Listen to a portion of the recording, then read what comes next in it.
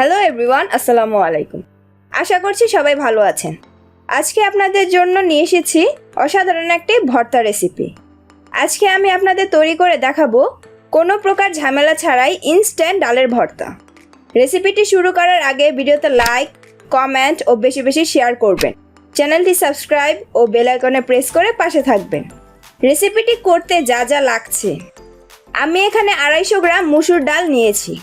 ডালগুলো আগেই ধুয়ে পরিষ্কার করে নিয়েছি। আপনারা ডালগুলো ভালো করে ধুয়ে পরিষ্কার করে নেবেন। এবার একটি পাত্রে ডালগুলো সিদ্ধ করে নিব।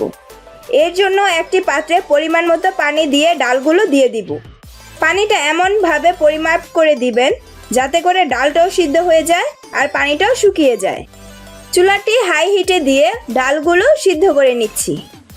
সামান্য পরিমাণ লবণ দিয়ে দিচ্ছি। আপনারা লবণটা বুঝে দিয়ে দিবেন। দেখতেই পাচ্ছেন বলক চলে এসেছে।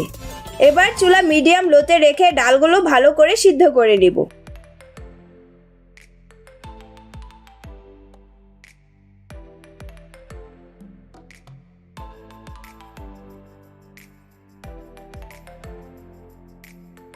দেখতেই পাচ্ছেন ডালটা সিদ্ধ হয়ে গেছে।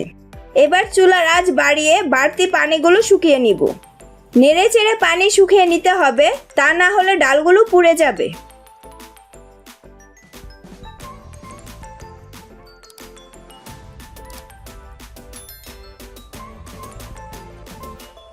পানিটা ঠিক এরকম টেনে আসলে ডালটা অন্য একটি পাত্রে ঢেলে ঠান্ডা করে নিব।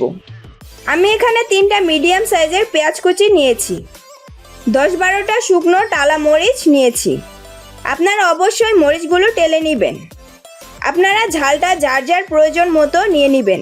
আমি ঝালটা বেশি পছন্দ করি তাই বেশি নিয়েছি। এবার হাফ কাপ ধনেপাতা কুচি দিয়ে দিব। ডালটা সিদ্ধর সময় যেহেতু কিছুটা লবণ দেওয়া ছিল, তাই স্বাদ বুঝে বাকি লবণটা দিয়ে দিতে হবে। এবার ভালো করে চটকে নিব।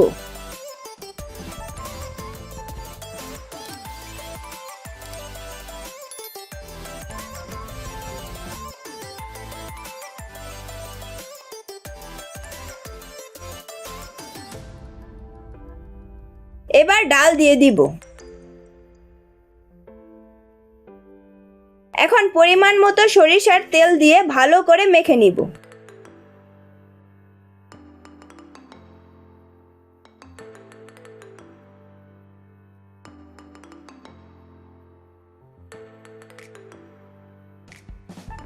মাখা শেষ।